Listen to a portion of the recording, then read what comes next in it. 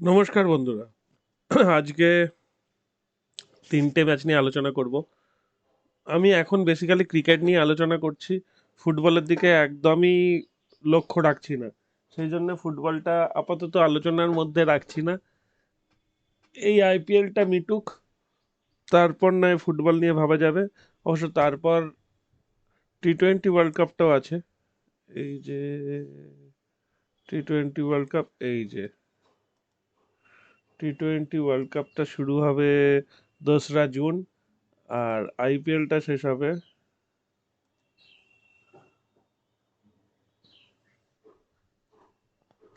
দাঁড়ান, ফুল ফিক্সচারটা তো ওরমভাবে দেখতে পাবো না। এই যে এইখানে পাবো। আইপিএল শেষ হবে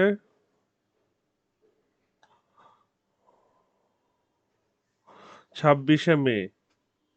বুঝতেই পারছেন, 26শে মে আইপিএল শেষ হবে আর 2রা জুন শুরু হবে ওয়ার্ল্ড কাপ। সুতরাং আমাদের সামনে এখন প্রচুর ক্রিকেট। আমি ক্রিকেট নিয়েই বেশি ভিডিও বানাবো, অন্য কিছু নিয়ে এই মুহূর্তে ভিডিও বানাচ্ছি না আপাতত।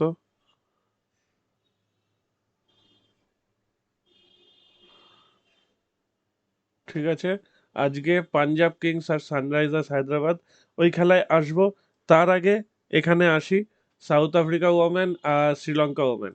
শ্রীলঙ্কা ওমেন আর সাউথ আফ্রিকা ওমেনের ফার্স্ট ওডিআই, ইস্ট লন্ডন। বৃষ্টি না হলে আজকে সাউথ আফ্রিকা ওমেন জিতবে, কারণ শ্রীলঙ্কা ওমেন দুটো টি-20, শেষ দুটো টি-20 ম্যাচ জিতে সিরিজ জিতে নিয়েছে, অসাধারণ খেলেছে। আজকে সাউথ আফ্রিকা সেই সুযোগটা দেবে কি আর শ্রীলঙ্কাকে খেলতে আর একবার ভালো খেলার? মনে হয় সেই সুযোগটা শ্রীলঙ্কা আর পাবে না। তো সেই জায়গাটা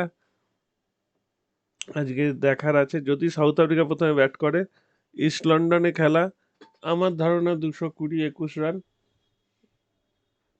এর ওপরে পেলে প্লাস ধরে নেওয়া উচিত। আর এবার 300 রান যদি সাউথ আফ্রিকা করে দেয়, তাহলে তাই সেই জন্যই বলছি আন্ডারে ধরা যাবে না আজকে। আর এবার 180 রানে যদি আউট হয়ে যায়, সেটাই কিছু করার নেই। তো আমার ধারণা, রানে যদি নাও খেলেন তাহলে টিমে খেলতে পারেন, কারণ টি-20তে শ্রীলঙ্কা জিতলেও এই ওয়ানডের মতো খেলায় শ্রীলঙ্কা মেয়েদের পক্ষে ম্যাচ বার করা শক্ত আছে। আর শ্রীলঙ্কা প্রথমে ব্যাট করলে যদি 200 করে, তাহলে বিশাল রান শ্রীলঙ্কা মেয়েদের জন্য। আর 160-70 ধরে নেওয়া যেতে পারে যে শ্রীলঙ্কা মেয়েরা করতে পারবে। 200 করলে বিশাল। তো সেই হিসাবে ধরে রাখবেন, সাউথ আফ্রিকা মেয়েদের রেট বাড়লে সাউথ আফ্রিকা মেয়েদের ধরতে পারেন, এটা আমার ধারণা। সেকেন্ড ম্যাচ যেটা নিয়ে আলোচনা করা যেতে পারে সেটা হচ্ছে United states of America versus Canada. যদিও প্রথম ম্যাচ ইউএসএ জিতেছিল, তবে কানাডা কি সব ম্যাচ হেরে যাবে? আজকের ম্যাচটা কিন্তু কানাডা জিতলেও জিততে পারে। কানাডার প্লেয়ার যে একদম খারাপ খুব সেরাম না, তবে ইউএসএ প্লেয়ার একটু বেশি ভালো। USA team, Corey Anderson USA চলে এসছে, যে একসময় নিউজিল্যান্ডে খেলতো, তারপর চান্স পেল না, সেখান থেকে চলে এসছে USA. Saurabh Netravalkar, Steven Taylor, Usman Rafiq, ভালো টিম ইউএসএ। আর কানাডায় মোটামুটি টিম, সবাইকে চিনি না। নিখিল দত্তকে চিনি একটু, নিকোলাস কির্টন চিনি না, জিভরাজ শর্মা, সামড়া চিনি না, এদের কাউকেই চিনি না। শ্রেয়াস মোভাকে মনে হচ্ছে যেন মনে পড়ছে আবছা, কিন্তু খুব ভীষণ ভালো করে চিনতে পারছি না। সুতরাং আজকের খেলাটা একটু কসাসলি খেলবেন ইউএসএ আর কানাডা। আর যদি ইউএসএ ব্যাট করে, তাহলে 140-এর কাছাকাছি রান হতে পারে, আর কানাডা ব্যাট করলে তার চেয়ে কম হবে, এটাই মনে হচ্ছে। আজকে চলুন এই খেলাটা নিয়ে আলোচনা করব, পাঞ্জাব কিংস আর হায়দ্রাবাদ সানরাইজার্স হায়দ্রাবাদ। তার আগে গতকাল যা যা হলো একবার বলে নিই। গতকাল কিন্তু সিএসকে জেতার পরে ভালো করে দেখুন, জেতার আগে থার্ডে ছিল, জেতার পরে ফোর্থে চলে এলো। না, জেতার আগে ফোর্থে ছিল, হ্যাঁ জেতার আগে ফোর্থে ছিল, রান রেট ছিল +1 পয়েন্ট সামথিং, কিন্তু জেতার পরে 0.666 কি করে হলো সেটা বুঝতে পারলাম না। এদের কি একটা হিসাব আছে নেট রান রেট, ওই টোটাল যত রান করেছে সেটা দিয়ে ভাগ টাগ করতে হয়, সেই হিসাব করে করতে হবে, একটা জটিল অঙ্ক আছে। তো সেটা থাক, আমাদের অত দরকার নেই, আমরা যেটা দেখতে পাচ্ছি সেটা নিয়ে বুঝলেই হবে। এবং কালকে যা পিচ দেয়া হয়েছিল, ওই শক্ত পরীক্ষায় কেকেআর ডাহা ফেল। কেকেআর বুঝতেই পারেনি যে পিচটা কেমন, প্রথমে প্রচুর মারছিল, মেরে ভাবছিল হয়ে যাবে, আজকেও 200 হয়ে যাবে, ইস বার 200 পার, কিন্তু 200 কেন 150 পার করতে পারেনি কেকেআর। মানে কেকেআর কে ফ্ল্যাট পিচ দিলে কেকেআর পারবে, আর যদি একটু চিন্তা ভাবনার পিচ দেওয়া হয় তাহলে কেকেআর ফেল।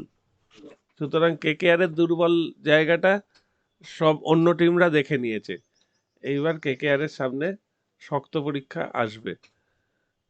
ঠিক আছে, আজকের পরীক্ষাটার প্রশ্ন দেখা যাক। আজকের প্রশ্ন হচ্ছে এসআরএইচ পিবিকেএস 5 আর 6 নম্বর পজিশনের খেলা। এসআরএইচ এর রান রেট পজিটিভ, পিবিকেএস এর রান রেট নেগেটিভ, কিন্তু পিবিকেএস আগের দিন একটা দুর্দান্ত ম্যাচ জিতেছে। ঠিক আছে, আচ্ছা এইবার আজকে যেখানে খেলা মৌলানপুর, মানে মোহালি ভেবেই আগের মাঠটা ভাববেন না, মোহালির কিন্তু এটা নতুন স্টেডিয়াম একটা, একদম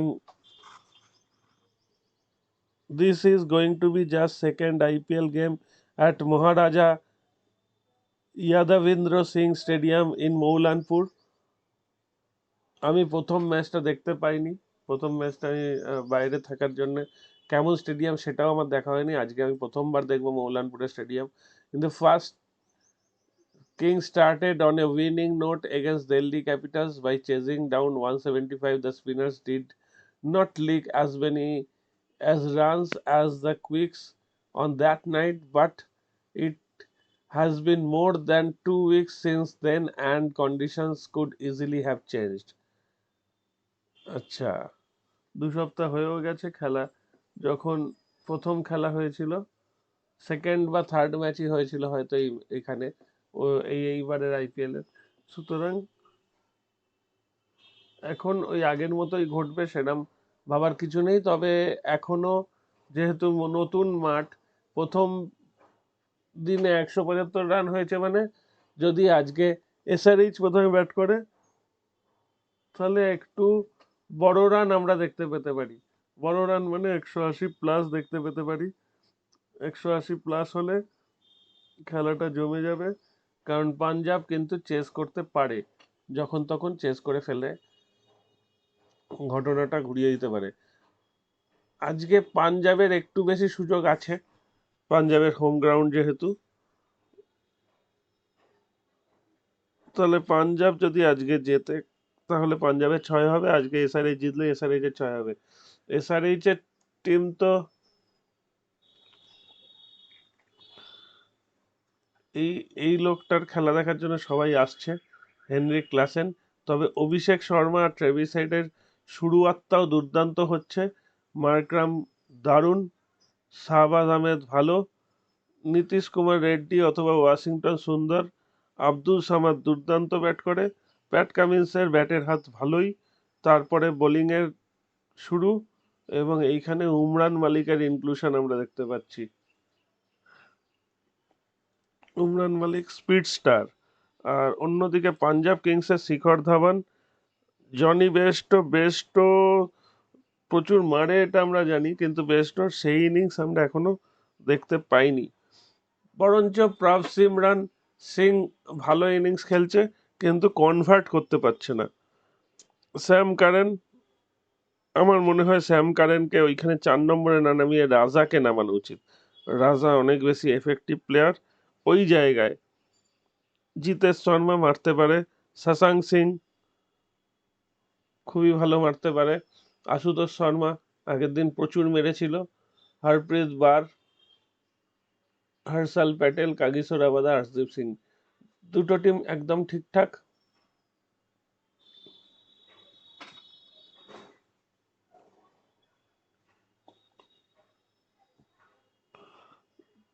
মোটামুটি আজকে দারুণ ফাইট হবে। এখনো পর্যন্ত এই টুর্নামেন্টের যে কটা ম্যাচ হয়েছে অনেকগুলো ভালো ম্যাচ হয়েছে। গতকালের ম্যাচটাকে আমি ভালো ম্যাচের মধ্যে ধরছি না, গতকালের ম্যাচটা এক পেসে ম্যাচ হয়ে গেছে। সেই জন্য আজকের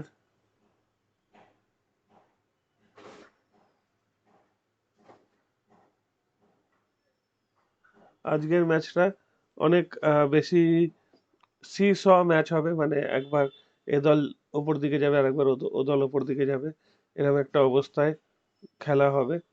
তো দেখা যাক যদি পাঞ্জাব জেতে বা এসআরএইচ জেতে। ঠিক আছে, এখানে শেষ করছি।